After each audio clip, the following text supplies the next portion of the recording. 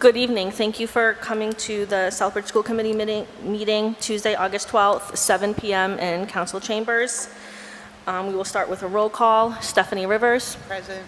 Frank Kabinski is excused. Maria Torres. Present. Carla Dela Cruz Davila. Present. Martina Shea. Present. Norma Tisnick. Present. Brittany Davison, present. On to item number 2, Pledge of Allegiance.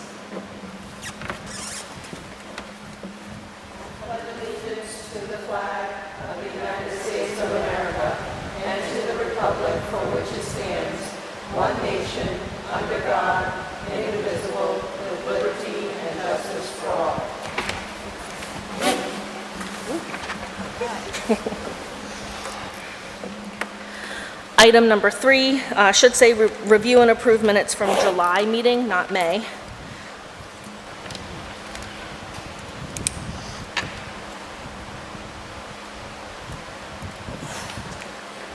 Any corrections? Carla? My last name is all together versus Dela Cruz spaced out. Okay.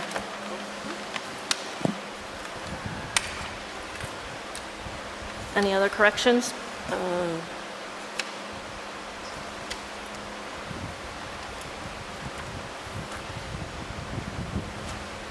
I know that Ms. Rivers pointed out that I counted wrong on your election. It should be, and I can't find it here, should be 1 abstention. Who abstained? I abstained from my vote. It's on there. Yes.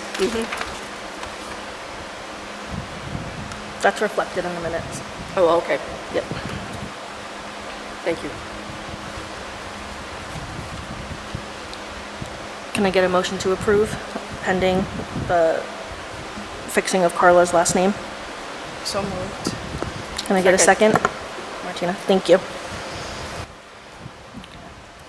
Moving on to agenda item number 4, Citizens Forum. If anybody from the public wish to come and speak at the podium. No? Okay. Moving on to item number 5. Bill will go up to the podium and speak, along with doing items number 6 and 7.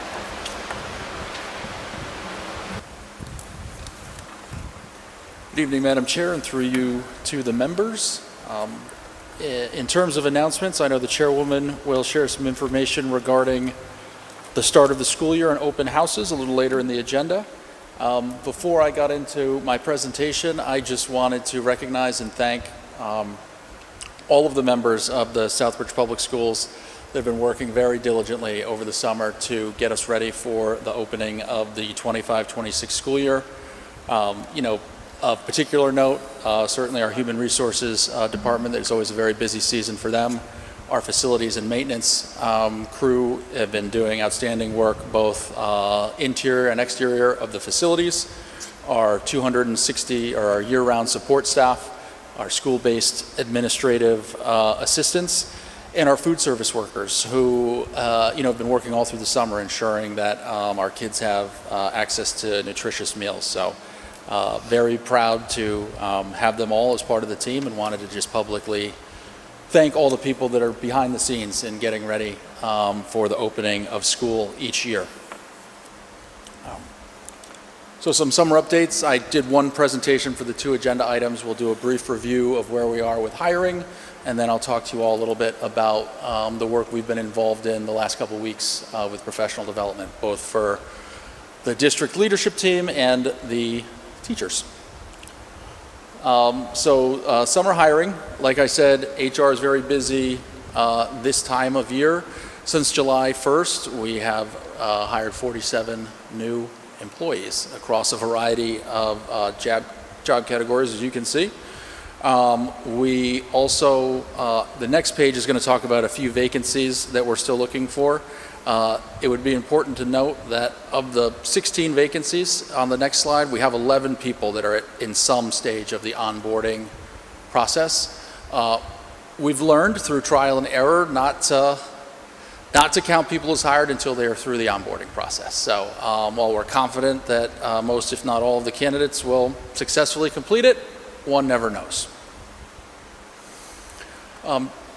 With that in mind, the positions that we currently are in the process of filling are still looking to fill some elementary positions, always looking for educational assistants, both general education and special education.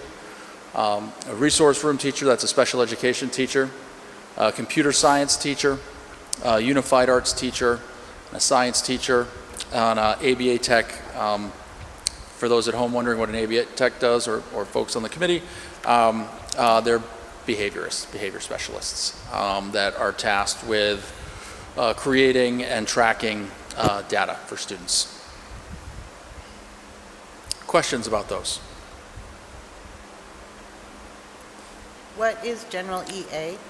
Sorry, through you, Chairwoman, to receive. Thank you, Committee Member Rivers. EA is our educational assistants, and they come in a couple of different categories. General education assistant is, think more elementary schools, like a teacher helper that's in there to facilitate the learning for all students, regardless of their designation as special education or regular education.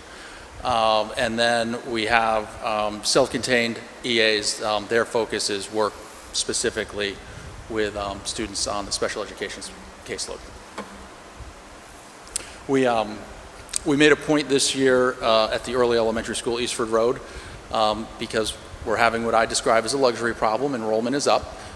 So we wanted to make sure with larger class sizes that each of those classrooms have an EA to assist the teacher, because, you know, as you can imagine, as the littles are transitioning into their new life as students, they need some extra support. And one more question. What are the requirements for education for those two roles? A minimum requirement of a high school diploma.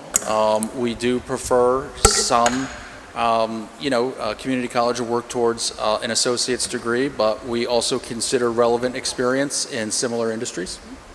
Class sizes.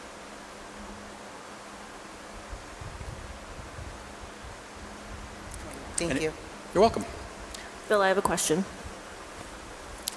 Hello. What happens if those vacancies are not filled? Great question. Chances are we may have one or two to fill as the school year comes online.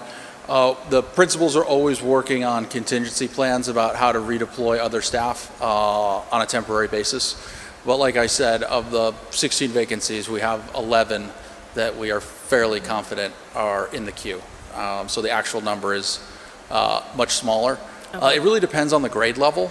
In the middle and high schools, we do have an option, and there's contractual language that speaks to it about, so teachers are guaranteed like a preparation period.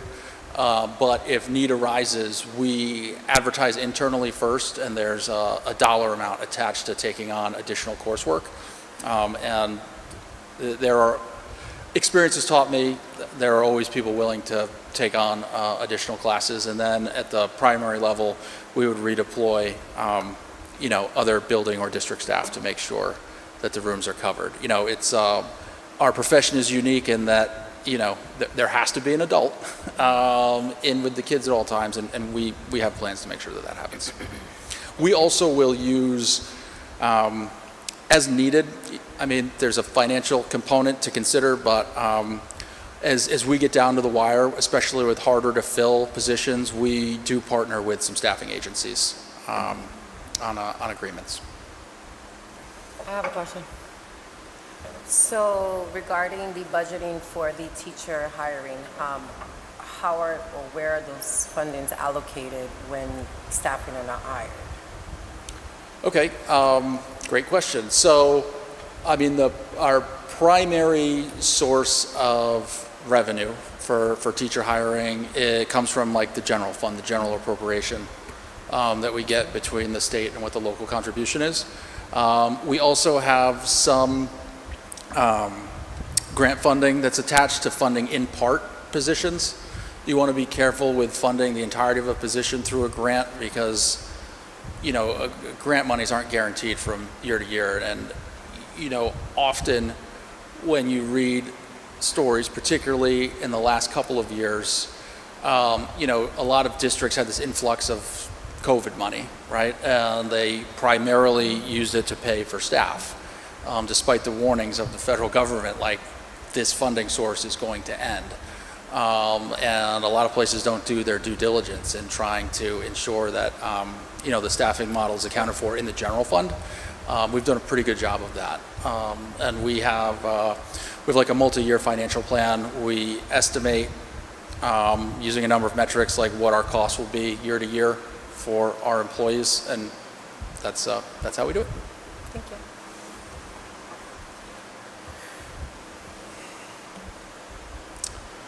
So professional development, we have 2 tiers of PD that are happening in the summer. We just wrapped up the district administrative leadership's team professional development, and I'll take a few minutes to talk about what those activities entailed.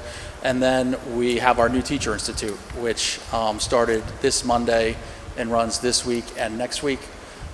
During that 2-week New Teacher Institute, we have 3 days where all educators come in for professional development, set up their classrooms, etc. So the district leadership team PD was August 6th through the 8th. Each morning we begin with a team building exercise led by one of the building principals.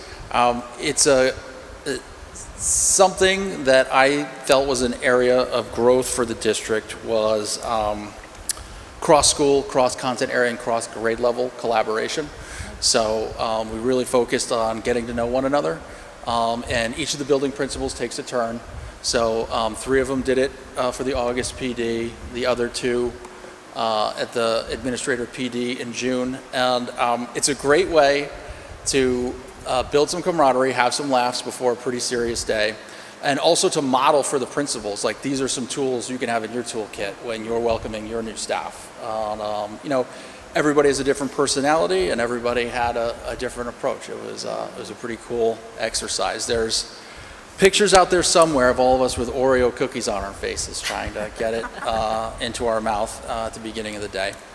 And we begin each day with a review of the turnaround plan and the mission statement for the school system.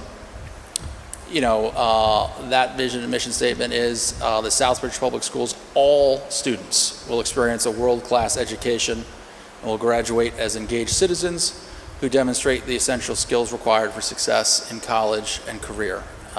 It's important for me to review that with the staff frequently to remind them that like all of the work we do, all of the different buckets of work should be funneling up to support this vision.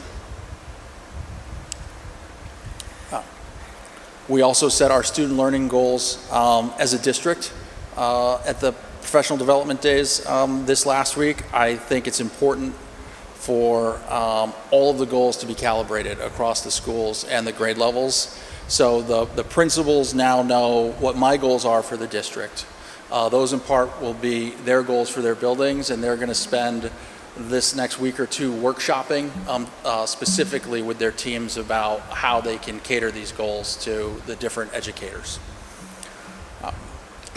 So for the elementary schools, we've got some ambitious goals. By June of this year, 2026, each elementary school will increase by 20 percentage points the number of students performing at or above grade level in both math and English language arts, as measured by the iReady diagnostic from fall 25 to spring 2026. So in the fall, we do the benchmark testing, and my expectation, our goal, is to increase by those 20 points the kids that are at or above grade level.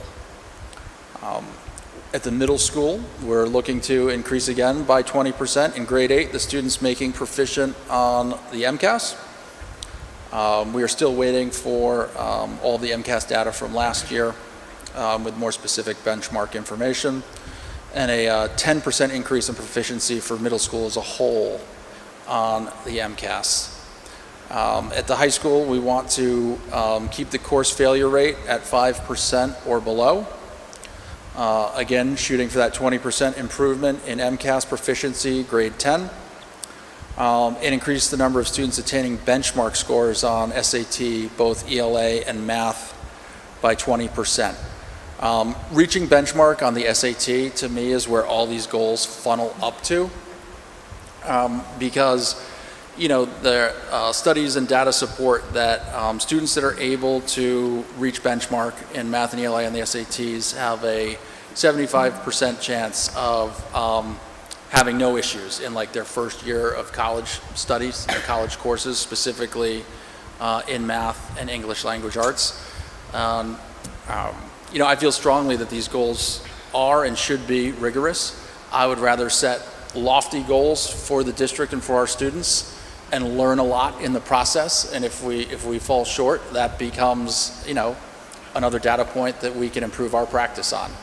I think if you set arbitrary goals or kind of feel-good goals that really don't push our educators and our students, then, it's just an exercise. It's not, we're not improving the performance of the school system.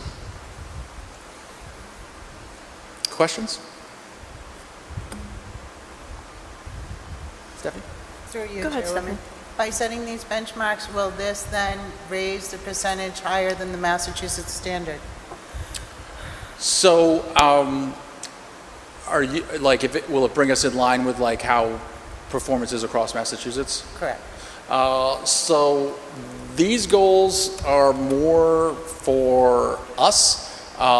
It would, we're already, so there's a couple of different comparisons, right?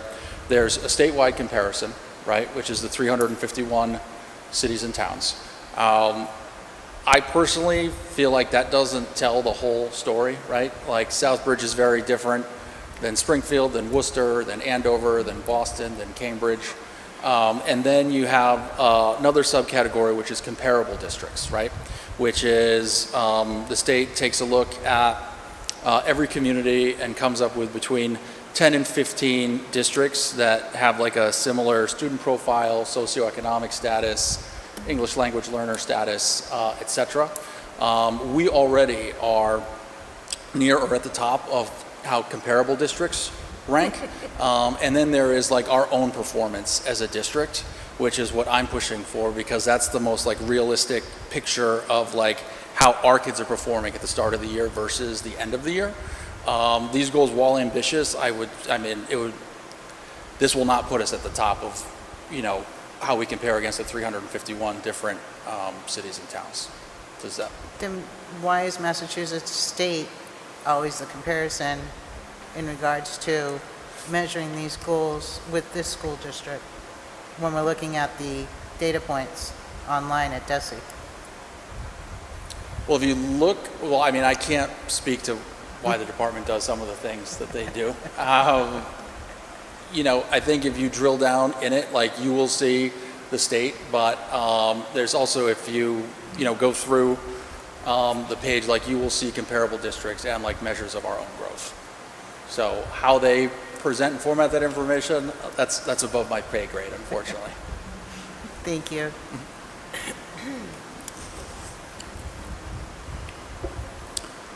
Social emotional learning goals. We want to implement a cohesive, academically focused MTSS model. MTSS stands for multi-tiered systems of supports for students. It's like a 3-tier measurement. We want to use those frameworks to proactively support academic and behavioral needs across all of the tiers. So it's tiers 1, 2, and 3.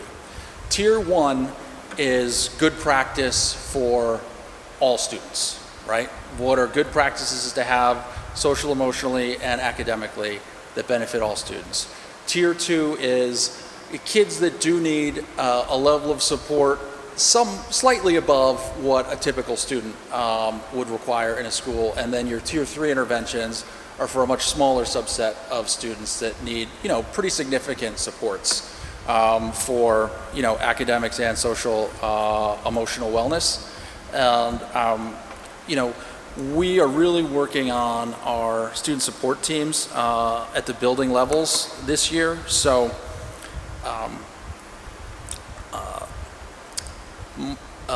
SST group for a school would consist of classroom teachers, a school psychologist, and either the principal or assistant principal. And, what they do is discuss like how to support students. So a couple of weeks go into the school year, teacher notices, I'll use little Billy, is struggling with reading and behaviors, and maybe those things are related, right? So the team convenes, parent is notified, we have some concerns. These are the interventions that we're going to try over a 6-week trial period. And you start at tier 1, right? And if it's a couple quick tier 1 fixes, great, we've had this period of time to create this data set, it worked, keep doing it, right? If we find that the tier 1 intervention was falling short of Billy's needs, we bring it up to a tier 2, like what are some more targeted interventions specifically for Billy? Another 6-week period goes by where we measure, multiple data points, and, again, the hope is, right, that the tier 2 interventions work. If those continue not to work, you go to the tier 3 interventions, and you begin to have discussions about very personalized interventions and possibly getting into like the special education umbrella. So we've done a great job, I think, at creating like the behavioral and social emotional interventions across all of the tiers, and we've got some great tier 1 and 2 interventions for academics, but I would like us to focus on developing some more robust tier 2 and 3 interventions for our students. Also going to challenge each school to increase their daily attendance rate by a full percentage point over the course of the year.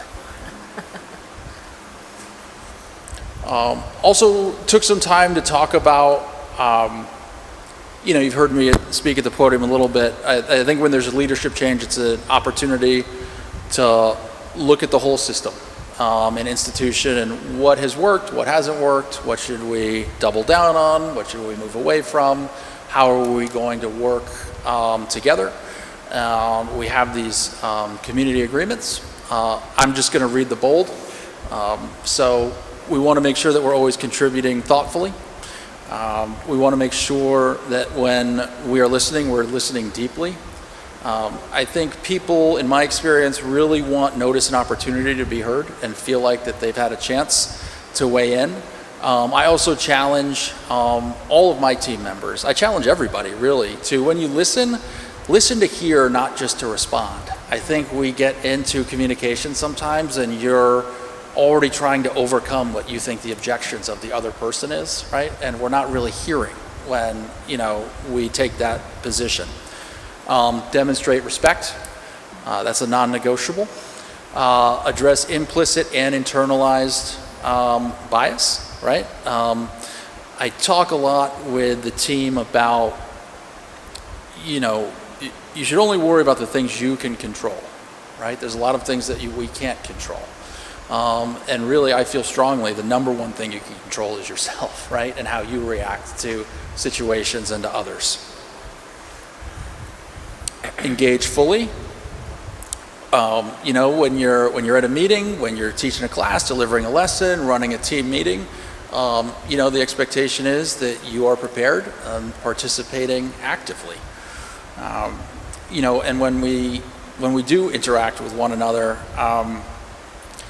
Kelly Galino, the principal of Eastwood Road, has a great saying that I always give her credit for when I repeat it, but let's approach the work with urgency. The urgency is important, but joy also, right? It is, what we do is fun. I mean, being with the kids is fun.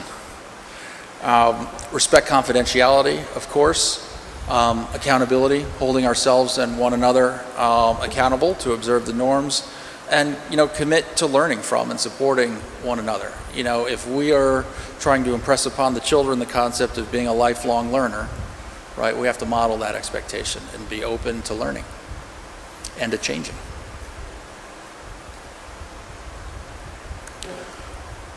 Some of the social emotional training that took place for the district leadership team was a review of different behavior assessments and creation of individual behavior plans for students as needed. Student safety planning situations come up in any school district over the course of a year where, for a variety of reasons, you have to really focus on situation, either with a single student or perhaps a group of students, and how, you know, you can make everybody feel supported and safe through, you know, potential conflicts or issues around safety that come up. DESA, which is a social emotional learning management tool. It's a battery of tests that assess students' social emotional strengths and areas of growth, so that you know, educators are best equipped with how to deal with individual students, like how to scaffold their lessons and their approach. Cartwheel, which is comprehensive online mental health services that we make available for students and their families. And the Cartwheel, the counseling is done online. We can provide space in the school day for students to access Cartwheel services. They also, through the one-to-one device that they're provided from the district, can arrange sessions of support outside of school hours. You know, the Human Resource Department always does a nice job of updating principals and other line managers about what their responsibilities are and their employees' rights are around the Family Medical Leave Act, ADA compliance. We make sure that we are intentional in connecting our new teachers with veteran teachers for the state prescribed mentoring course. We talk about employee management. Something I'm very proud of and so thankful that Mr. LaBarbera is going to spearhead this year is we have stability in the building-based leadership teams, which is something we lacked for a while. And looking for more informal resolution of minor issues that come up in the workplace, as opposed to jumping immediately to a formal centralized central office process. I think that when both the teachers and the administrators lean into, you know, more minor conflict resolution, I think it's going to produce great results. And of course, looking out for the teachers and encouraging them to take care of themselves, to have a wellness routine, and also for, you know, it is a fun job, but it can be stressful, and making sure that the administrators feel supported and have routines and know that there are supports. We've seen a real uptick in our partnership with the town, and there's a lot of wellness initiatives that Maya puts on, the insurer that, you know, insures the municipality. We've got classes going on all the time. There's a big Zumba program going on last year. There's been cooking classes. We had CPR, where I think we had over 30 participants between the town and the school system, and looking to, you know, expand on that. Legal updates. So we do have our attorneys come and make sure that the principals are aware of their rights and responsibilities and legal obligations. Some of the specific topics we talked about this last week was there's a Supreme Court case out there right now, Mahmoud v. Taylor. It comes out of Maryland, and it is over the issue of parental rights and opt-out of curriculum that parents find objectionable. There has not been a final disposition on the case yet. It did stem from some sex ed curriculum in the Maryland public schools, and the instructions we have for the time being are, well, we would always engage with parents, but while the case is being settled out, if parents have question about curriculum, they should call. You know, there is an opt-out process that we can walk them through. We'll keep a close eye on that case. It's gotten a lot of attention in, you know, professional ed circles, and everybody is very curious to see what will happen next. We also always review our Title IX and Title VI obligations to ensure that we have a discrimination and harassment-free workplace. And the Title IX procedures in particular have changed a few times over the past couple of years. The Trump administration made some changes in there in his president's first term, and the Biden administration, I guess predictably made some other changes. President Trump is back, and again, some changes have been made to the Title IX process, but, we have a responsibility we take very seriously around harassment-free and discrimination-free workplace. And then always refreshers on suspension law and the due process rights of students and families as they navigate the discipline process and what the district's obligations are to students that are excluded from school for a period of time. Questions about any of that?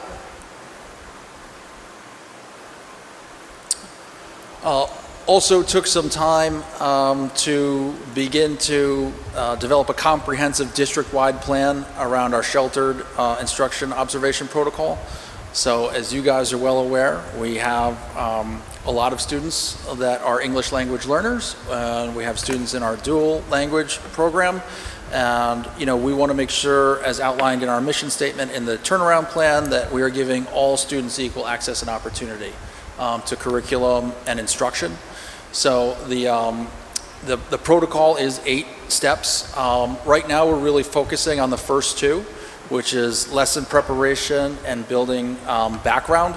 We gave our administrators some training this week on having specific language and content objectives posted and worked on during the instructional blocks of every day. And this next week, when all of the teachers are back, both new teachers and returning teachers, we'll also give them some training and communicate our expectation around, a more thoughtful approach to English language learners.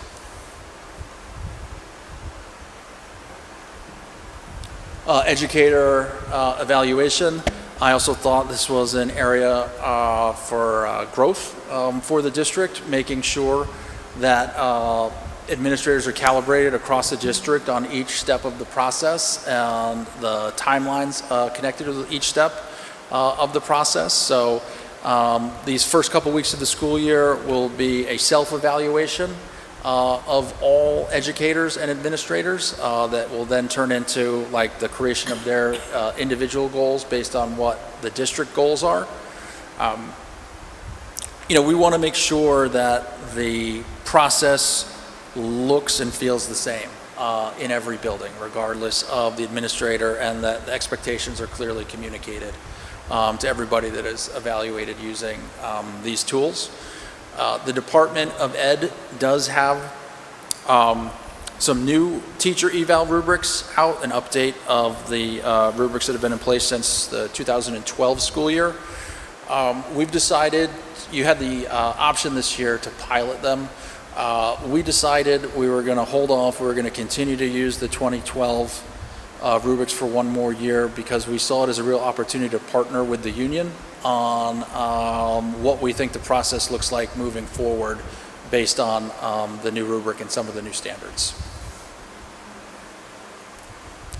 So we will implement them in the following school year as expected.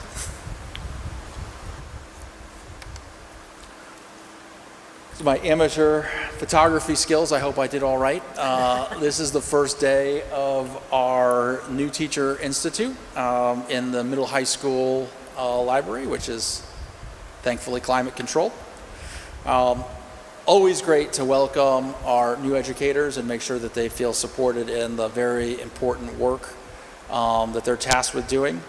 The objective is really to equip them with the tools they need to be successful.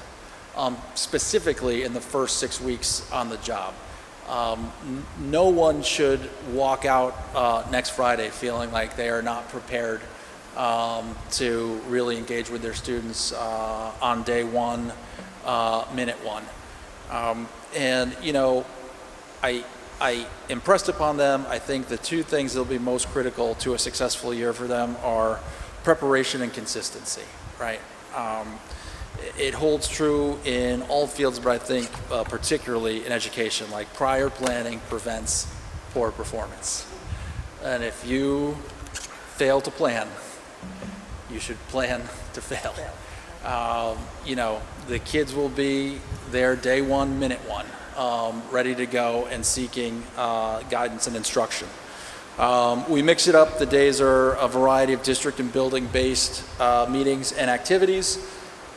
Again, some of the goals: establish relationships, understand building routines, and building culture both as a cohort of new employees to the district and as educators in the various schools. The topics covered: this is not a comprehensive list. Again, they're human resource information, the district's use of positive behavioral intervention systems for the elementary teachers. Really, what are the successful components of a morning meeting, and how do you kind of set the tone and tenor of the day for your elementary school students? Educators have a variety of software tools that they need to be trained up on, and we take time and attention to do that and make sure that they all have their district-issued devices up and running and have the permissions and training necessary. Oh, I put morning meeting twice. That's how important it is. We're going to make sure that the morning meeting is down pat. Again, coming out with a very concrete plan about what the first 6 weeks of school look like. Because, you know, it's a lot. It's a tough business to get into. The better prepared you are at the beginning, I think the easier the rest of the year is for you. And again, you know, review of the SIOP expectations across all buildings, all grade levels.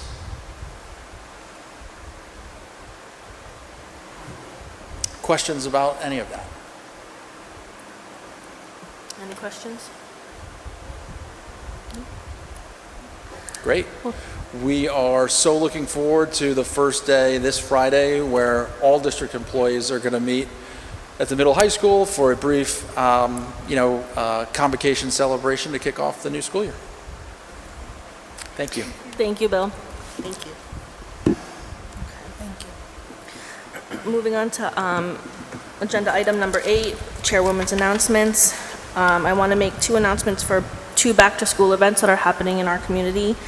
This Saturday, August 16th, from 1 to 4 at the Town Common, Wellstorm is putting on a back-to-school event where there's going to be over 1,000 backpacks and school supplies to be given out, as long as like food and raffles.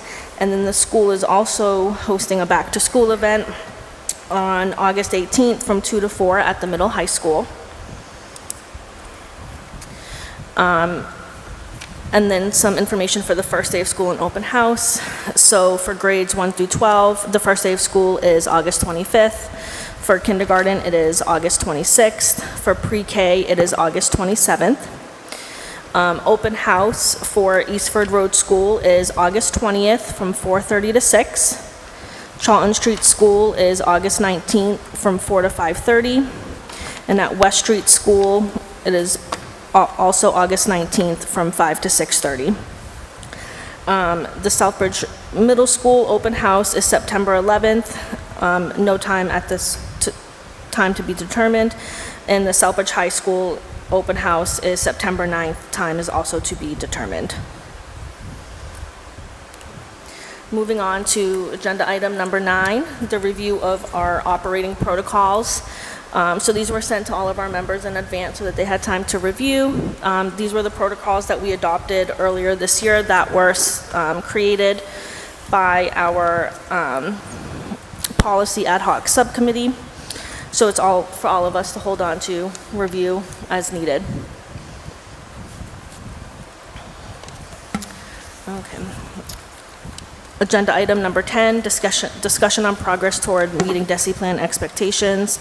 We'll start with Norma Tisnick. I have no update. Thank you. Martina? I did talk to the receiver superintendent about parent volunteers or other community member volunteers. We've had some issues back and forth in the last couple of years whether volunteers were welcomed, and I was assured that yes, but you will have to be Cory checked. I'm sure you understand that a Cory check means that you will have to have your any legal issues. We cannot allow you to be in the schools. Thank you. Carla?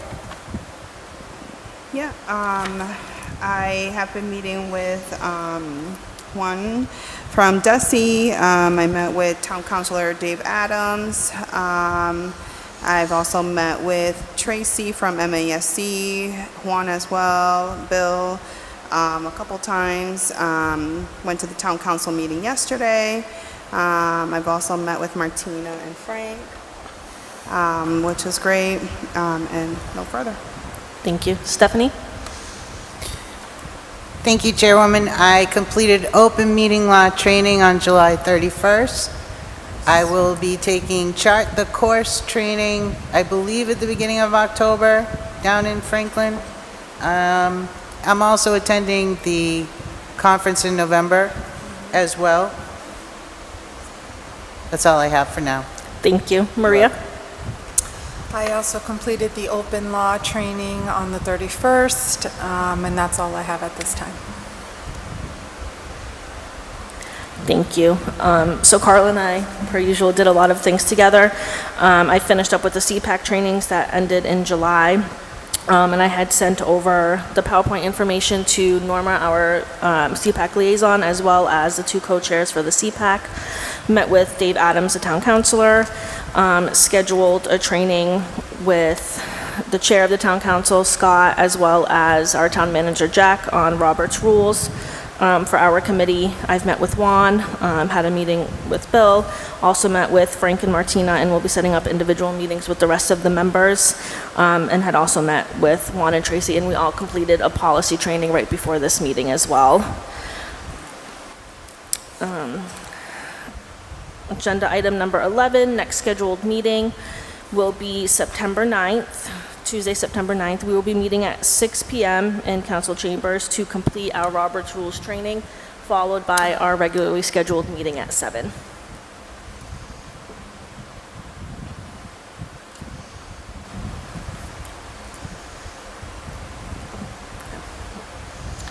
Item number 12, adjournment. Can I get a motion? So moved. Second? Norma? All in favor? Aye. All right, meeting done.